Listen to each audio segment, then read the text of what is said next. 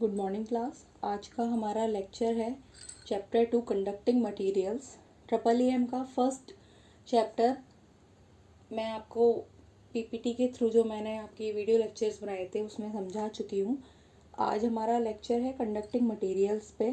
Conducting materials के बारे में मैंने आपको बताया था कि कंडक्टर वो पदार्थ होते हैं जिनमें विद्युत धारा का प्रवाह बहुत ही आसानी से हो जाता है, अर्थात जिनमें मुक्त इलेक्ट्रॉन्स की संख्या बहुत ज़्यादा होती है।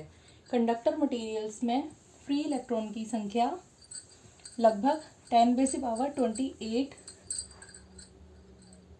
इलेक्ट्रॉन्स पर मीटर क्यूब होती है।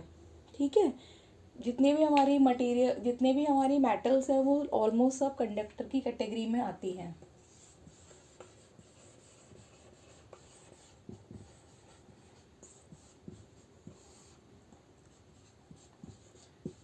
सारे पॉइंट्स को मैं लिख दे रही हूँ। विद्युत धारा का प्रवाह आसानी से होता है।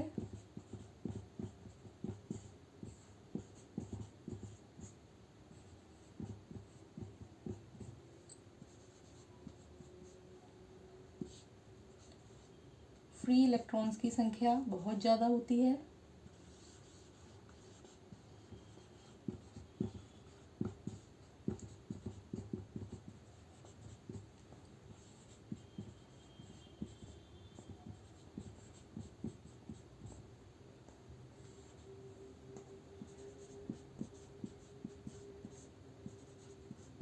लगभग 10⁻28 प्रति मीटर क्यूब।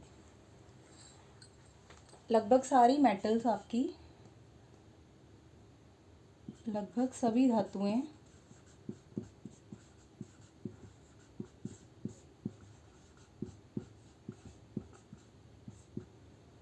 सुचालक यानी कि कंडक्टर होती हैं।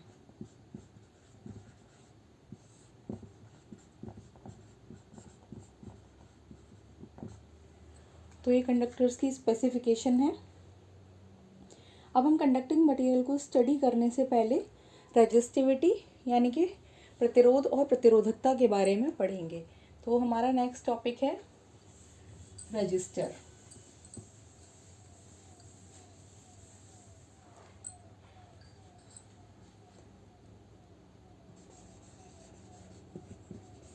रेजिस्टेंस प्रतिरोध पदार्थ का वह गुण होता है, यानी कि पदार्थ के उस गुण को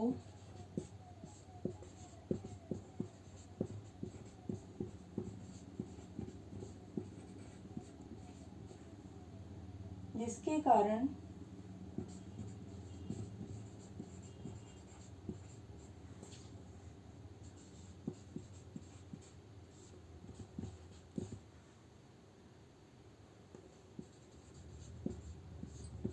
विद्युत प्रवाह में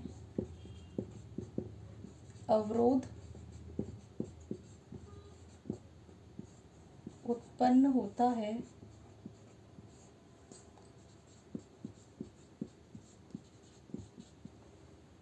प्रतिरोध कहते हैं।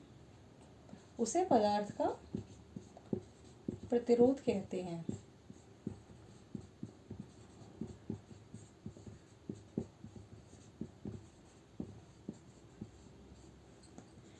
ये मैंने डेफिनेशन इसलिए लिख दी है जिससे आप इजीली समझ सकें इसको।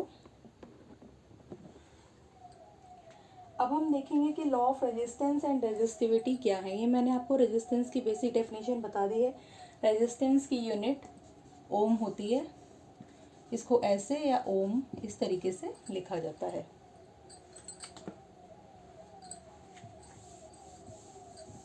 आई होप कि आपने डेफिनेशन नोट कर ली होगी।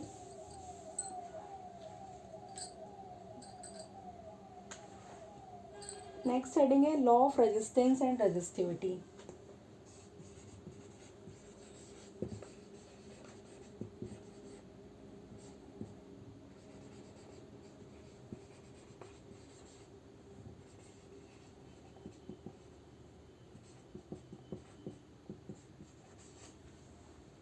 Law of resistance and resistivity में हम 3-4 लॉ का स्टडी करेंगे। इसमें पहला लॉ कहता है कि किसी पदार्थ का प्रतिरोध उस पदार्थ की लंबाई के समानुपाती होता है। यानी कि किसी पदार्थ का लंबाई अगर L है तो उस पदार्थ का प्रतिरोध R लंबाई के समानुपाती यानी कि डायरेक्टली प्रोपोर्शनल होगा। यहाँ पे मैं लिख भी देती हूँ, पदार्थ की लंबाई के समानुपाती होता है।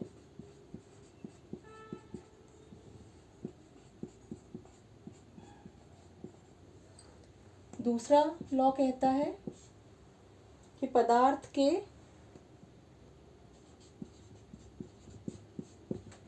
अनुप्रस्थ काट के यानी कि क्रॉस सेक्शनल एरिया के अनुप्रस्थ काट के क्षेत्रफल के इन्वर्सली प्रोपोर्शनल यानी कि व्युत्क्रमानुपाती होता है। इसे मैथमेटिकली लिखें तो R is inversely proportional to cross sectional area of that particular material. तीसरा कि पदार्थ जो है आपका वो किस धातु का बना है।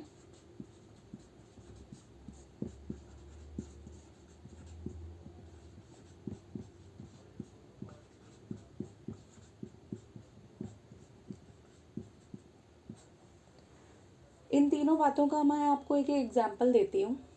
जैसे सपोज आपके पास किसी पदार्थ की 1 मीटर लंबी छड़ है जिसका प्रतिरोध 0.02 ओम है।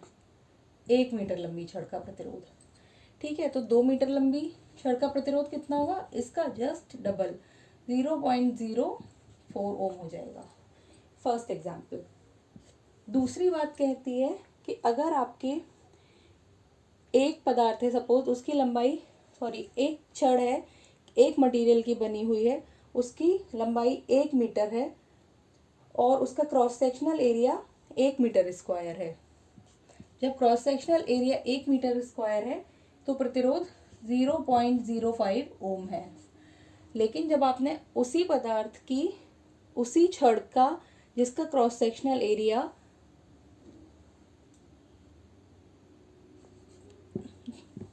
0.2 मीटर स्क्वायर है, ये 0.1 मीटर स्क्वायर है पहले वाला, तो उसका रेजिस्टेंस हो जाएगा 0.05 इंटू 1/2। इन्वर्सली प्रोपोर्शनल होता है तो इट विल बी 0.025। इसका मतलब आप देख रहे हैं कि जब आपने लंबाई बढ़ाई तो प्रतिरोध दुगना हो गया, लेकिन जब आपने अनुप्रस्थ काट का क्षेत्रफल यानी कि क्रॉस सेक्शनल एरिया दुगना किया तो आपका प्रतिरोध आधा रह गया। तीसरा पॉइंट जो मैंने लिखा कि पदार्थ किस धातु का बना है, तो हम जानते हैं कि अलग अलग धातु की कंडक्टिविटी अलग अलग होती है। जैसे अगर हम कॉपर की बात करें तो कॉपर की अपेक्षा लोहे का प्रतिरोध लगभग 9 गुना होता है। यानी कि कॉपर की कंडक्टिविटी लोहे से 9 गुना ज़्यादा है, या हम ये कह सकते हैं कि कॉपर की कंडक्टिविटी कॉपर की रेजिस्टिविटी लोहे से 9 गुना कम है। नेक्स्ट हम बात करते हैं, फोर्थ पॉइंट है हमारा कि चालक का जो प्रतिरोध होता है वो उसके तापमान पर निर्भर करता है। चालक का प्रतिरोध तापमान पर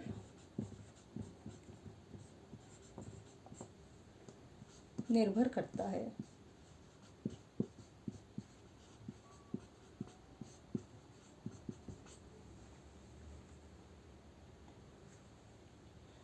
अगर इन चारों पॉइंट को हम कंक्लूड करें तो अगर हम किसी एक निश्चित ताप की बात करें, इन चारों पॉइंट को कंक्लूड करने के बाद, तो एक निश्चित ताप पर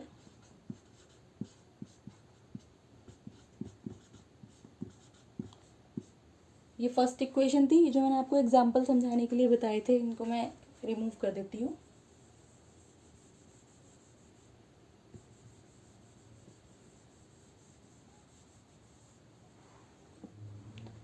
ये इक्वेशन 1 है, ये इक्वेशन 2 है और ये वाला पॉइंट कि चालक का प्रतिरोध तापमान पर निर्भर करता है। तो एक निश्चित ताप पर हम इन दोनों इक्वेशन को कंबाइन करेंगे तो we can write this like R is directly proportional to L upon A। अब ये जो हमारा डायरेक्टली प्रोपोर्शनल है हमारा, इसको हम हटाएंगे तो प्रोपोर्शनलिटी कांस्टेंट लगाएंगे तो it will be R equal to alpha R equal to rho L upon A। यहाँ पे जो हमने रो लगाया है उसको हम कहते हैं स्पेसिफिक रेजिस्टेंस और resistivity. Rho equal to specific resistance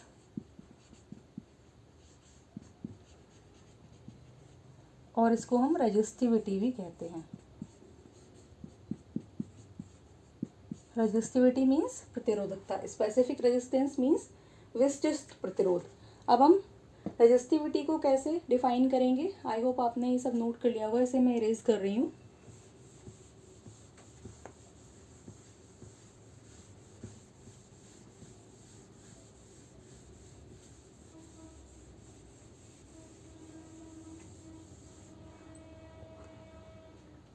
प्रतिरोधकता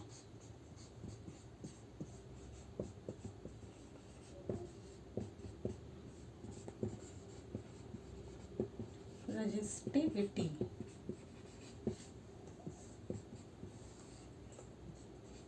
इसको हम डिफाइन कर सकते हैं कि प्रत्येक पदार्थ में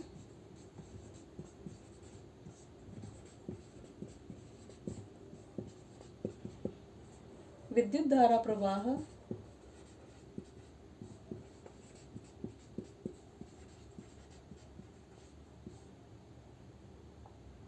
में प्रतिरोध करने की क्षमता अलग अलग होती है।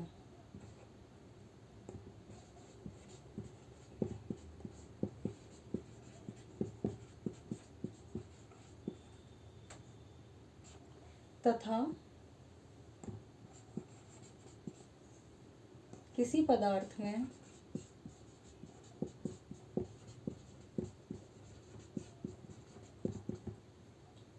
इस प्रतिरोध क्षमता को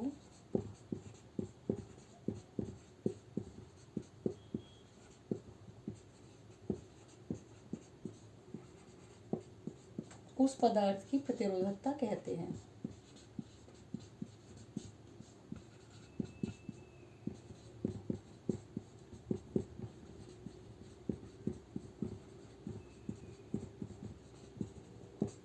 इसका मतलब ये है कि अगर हम अलग अलग पदार्थों की बात करेंगे, जैसे कि अगर हम गोल्ड की, एल्यूमिनियम की, सिल्वर, ये सारे के सारे कंडक्टिंग मटेरियल हैं, लेकिन इन सब की इलेक्ट्रिक फ्लो को अपोज करने की, को रजिस्ट करने की अलग अलग कैपेसिटी होती है। तो किसी भी मटेरियल में जितनी भी उसकी रेजिस्टिव कैपेसिटी है उसे उस पदार्थ की प्रतिरोधकता कहते हैं। प्रतिरोधकता की यूनिट होती है ओम metre.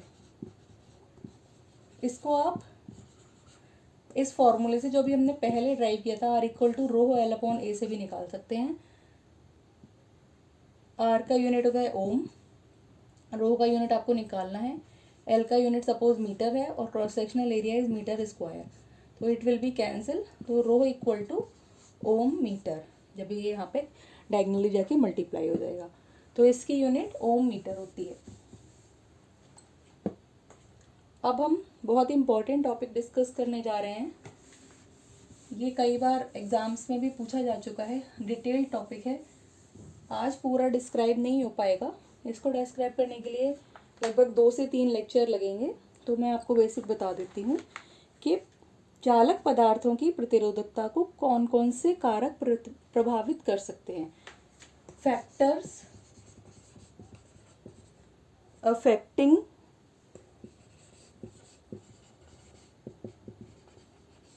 resistivity of a conductor।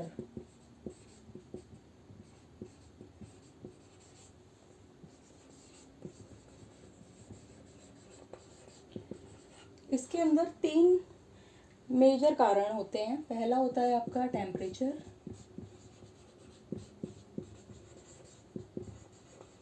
दूसरा होता है आपका अलॉइंग का मतलब होता है, अलॉय का मीन्स होता है मिश्र धातु। अलॉइंग का मतलब होता है किसी शुद्ध धातु में कोई दूसरी धातु मिला के उसको मिश्र धातु बनाना।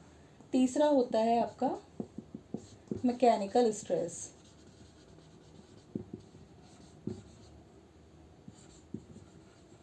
तो ये 3 आपके फैक्टर होते हैं जो कि किसी भी पदार्थ की प्रतिरोधकता को बदल सकते हैं। किसी भी कंडक्टिंग मटेरियल की प्रतिरोधकता हमेशा एक जैसी नहीं होती है, वो इन 3 चीज़ों पर डिपेंड करती है। अगर उस कंडक्टिंग मटेरियल के टेम्परेचर में चेंज होगा तो उसकी रेजिस्टिविटी चेंज हो सकती है। अगर आप अलॉइंग कर देंगे यानी कि उस कंडक्टिंग मटेरियल में कोई आप मिश्र धातु मिला देंगे, कोई दूसरी धातु मिला के मिश्र धातु बना देंगे, तो उसकी कंडक्टिविटी चेंज हो जाएगी। और तीसरा पॉइंट है कि अगर आप उसमें मैकेनिकल स्ट्रेस डालेंगे यानी कि ठोक पीट के उसकी लंबाई चौड़ाई या इस तरीके की किसी भी चीज़ में आप बदलाव करेंगे तो उसकी प्रतिरोधकता बदल जाएगी। एक पॉइंट इसमें यह भी है कि नंबर ऑफ फ्री इलेक्ट्रॉन्स, जिस भी पदार्थ में मुक्त इलेक्ट्रॉन की संख्या ज़्यादा होगी उसकी प्रतिरोधकता कम होगी, जिसमें मुक्त इलेक्ट्रॉन की संख्या कम होती है उसकी प्रतिरोधकता ज़्यादा होती है। इसको भी मैं लिख देती हूँ, नंबर ऑफ फ्री इलेक्ट्रॉन्स। तो अभी हम आज थोड़ा सा ये टेम्परेचर वाला पॉइंट हम डिस्कस करने जा रहे हैं, effect of temperature on resistivity of metal.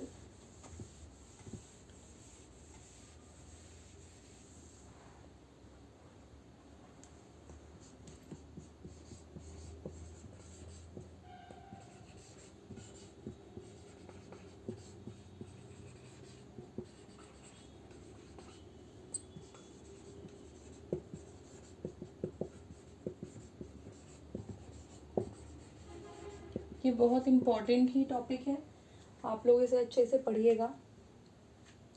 जितनी भी आपकी धातुएं होती हैं उन पे सबसे ज़्यादा प्रभाव तापमान का पड़ता है। तापमान बढ़ने पे धातुओं का प्रतिरोध बदल जाता है। जितनी भी आपके प्योर कंडक्टर होते हैं, शुद्ध धातुएं,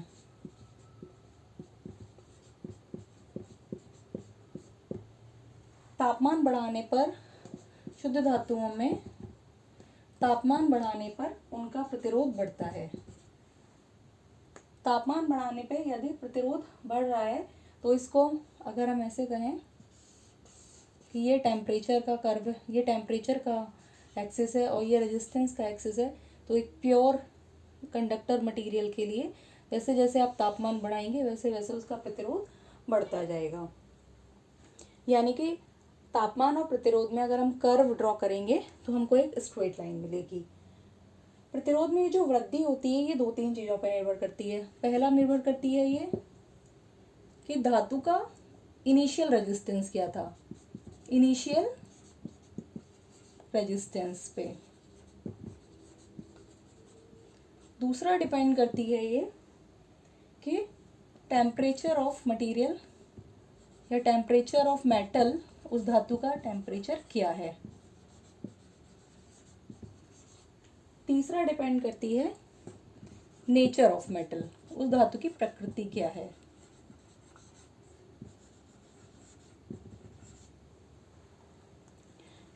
इसके बारे में आगे स्टडी करते हैं। इसको रिमूव कर रही हूँ। आई होप कि आप ये सारे पॉइंट नोट कर चुके हैं।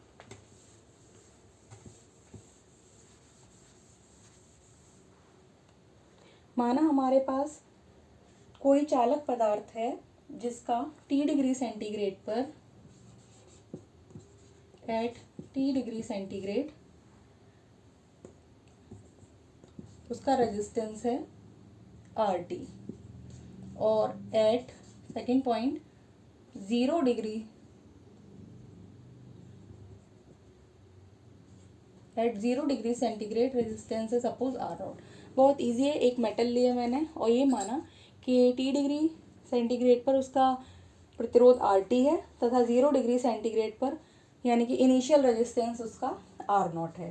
तो दोनों में प्रतिरोध में कितना अंतर आया, डेल R। डेल R कितना है, डेल R है उसका अंतिम प्रतिरोध यानी कि ये, और प्रारंभिक प्रतिरोध ये सपोज इसकी इनिशियल वैल्यू है, इनिशियल रेजिस्टेंस। तो del R will be RT minus R0। ये है इसकी प्रतिरोध में अंतर। इसको हम ओम में भी लिख सकते हैं। Del r equal to R T minus are not ohm. और तापमान में कितना अंतर हुआ, डेल टी। पहले हमने कहा था कि 0 डिग्री सेंटीग्रेड इनिशियल रेजिस्टेंस है, इनिशियल टेम्परेचर 0 पे, और आर टी है आपका final resistance at final temperature T not पे। तो del T will be equal to T minus 0, that means T degree Celsius. यानी कि आपने 0 से लेके टी तक उसका तापमान बढ़ाया है, इसलिए तापमान में अंतर टी डिग्री सेंटीग्रेड है। तो हमने जो इक्वेशन पढ़ी थी कि रेजिस्टेंस, जो हमने अभी पहले ये बात कही थी कि रेजिस्टेंस का मान उसके तापमान पर और प्रारंभिक प्रतिरोध पर, इन सब पर निर्भर करता है, जो मैंने आपको 3 पॉइंट लिखने के लिए कहे थे, उसके हिसाब से जो आपका प्रतिरोध में परिवर्तन है वो आपका डायरेक्टली प्रोपोर्शनल होगा इनिशियल रेजिस्टेंस तथा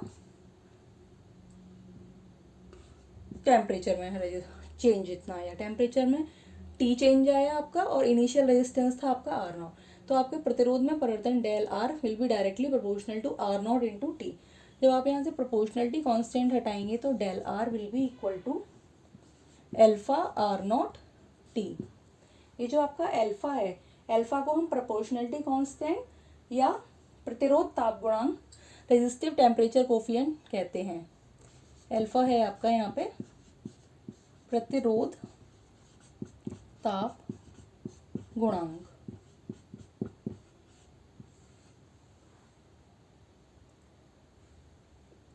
अगर हम इसमें एल्फा की वैल्यू निकालना चाहें तो एल्फा क्या होगा, alpha equal to del R, ये दोनों आर नॉट इंटू टी नीचे आ जाएंगे डिनोमिनेटर में, आर नॉट इंटू टी, और डेल आर आपको पता है R T minus are not है, तो del R will be equal to R T minus are not upon R not T.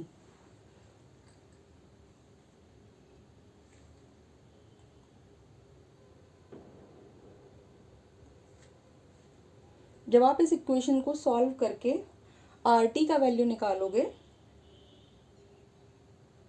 तो आपको मिलेगा, मैं करके दिखा देती हूँ, एल्फा आर नॉट टी, ये यहाँ से डिनोमिनेटर में अल्फा से मल्टीप्लाई हो गया, equal to R T minus are not. तो यहाँ से आपने r t will be equal to alpha are not t plus r not, तो आर टी इक्वल टू हो जाएगा आपका r not 1 plus alpha t. तो this is your final equation.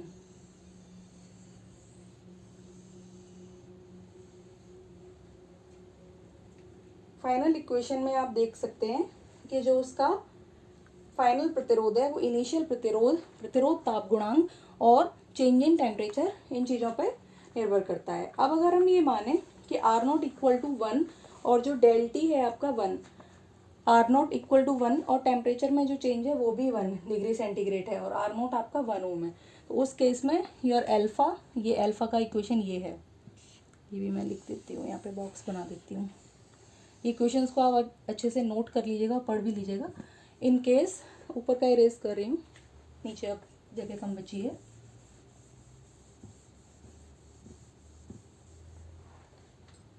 In case R not equal to 1 ohm, यानी कि initial resistance 1 ohm था तथा change in temperature 1 degree centigrade था, यानी कि ये, तो आपका एल्फा का मान हो जाएगा आपका डेल आर।